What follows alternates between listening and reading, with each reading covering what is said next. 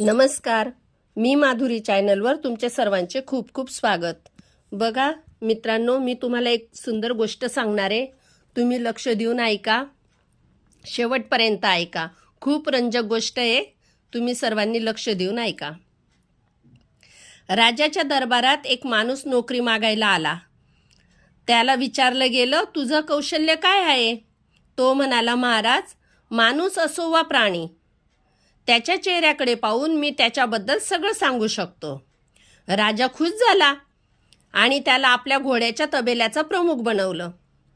काही दिवसांनी राजाने आपल्या सगळ्यात आवडत्या आणि महागड्या घोड्याबद्दल विचारलं। तो म्हणाला, महाराज, हा घोडा शुद्ध वंशाचा नाही। राजा चकित झाला। त्याने जंगलातून त्या घोड्याला वाढवणाऱ्या माणसाला बोलवलं। तो म्हणाला, घोडा वंशाचा तर आहे, पण तो जन्मल्यानंतर त्याची आई मेली, म्हणून त्याला गाईचे दूध पाजून वाढवलं गेलं। राजाने त्या नोकराला विचारलं, तुला कसं कळलं की हा घोडा शुद्ध नाही? नोकर म्हणाला, हा जेव्हा गवत खातो तेव्हा गाईसारखी मान खाली घालतो, पण शुद्ध वंशाचा घोडा गवत तोंडात घेऊन मान वर करतो। राजा त्याच्या हुशारीवर खुश झाला आणि त्याला बक्षीस म्हणून धान्य, तूप, कोंबड्या आणि भरपूर शेळ्या पाठवल्या। आता त्याला राणीच्या महालात कामावर ठेवण्यात आलं। काही दिवसांनी राजाने त्याला राणीबद्दल विचारलं। तो म्हणाला, राणीचे ढंग राणीसारखे आहेत, पण ती जन्माने राजघराण्यातली नाही। राजा हादरला। त्याने सासूला बोलवलं। सासू म्हणाली, खरं सांगायचं तर तुझ्या पित्याने आमच्या मुलीच्या जन्मावरच लग्न ठरवलेलं होतं, पण आमची मुलगी 6 महिन्यातच मेली। राजघराण्याशी नातं ठेवण्यासाठी आम्ही दुसऱ्या बाळाला आमचं मूल म्हणून वाढवलं। राजा पुन्हा नोकराला विचारतो, तुला हे कसं समजलं? नोकर म्हणतो, राणीचा नोकरांसाठी वागण्याचा ढंग हा सामान्य आणि उद्धट आहे। खऱ्या राजघराण्यातल्या व्यक्तीचं वागणं खूप सुसंस्कृत असतं, जे राणीमध्ये दिसत नाही।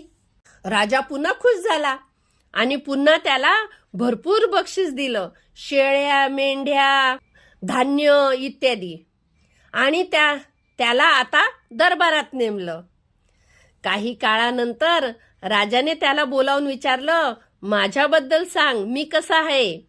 नोकर म्हणाला, माझं प्राण वाचेल अशी खात्री द्या तर मी सांगतो। राजाने वचन दिलं। तेव्हा तो म्हणाला, ना तुम्ही राजपुत्र आहात, ना तुमचं वागणं राजासारखं आहे। राजा रागावला, पण त्याने जीव वाचवायचं वचन दिलेलं होतं। राजा थेट आपल्या आईकडे गेला। आई म्हणाली, हे खरं आहे, तू एक मेंढपाळाचा मुलगा आहेस। आमचं स्वतःचं मूल नव्हतं, म्हणून तुला दत्तक घेतलं आणि वाढवलं। राजा पुन्हा त्या नोकराला बोलवतो आणि विचारतो, तुला हे कसं कळलं? नोकर म्हणतो, जेव्हा राजा बक्षीस देतो तेव्हा तो हिरे, मोती आणि रत्ने देतो, पण तुम्ही धान्य, शेळ्या, मेंढ्या आणि अन्न देत होते। हे राजघराण्याचं लक्षण नव्हतं, तर ते मेंढपाळाच्या मुलाचं वागणं होतं। शेवटी या गोष्टीचा बोध काय आहे? एखाद्या माणसाकडे किती पैसा, संपत्ती, शिक्षण, सत्ता आहे हे बाह्य आहे, पण त्या माणसाची खरी ओळख त्याच्या कर्मातून, वर्तनातून आणि नियतीतूनच होते। थँक्यू। तुम्हाला गोष्ट आवडली असेल तर लाईक, शेअर अँड सबस्क्राईब करायला विसरू नका।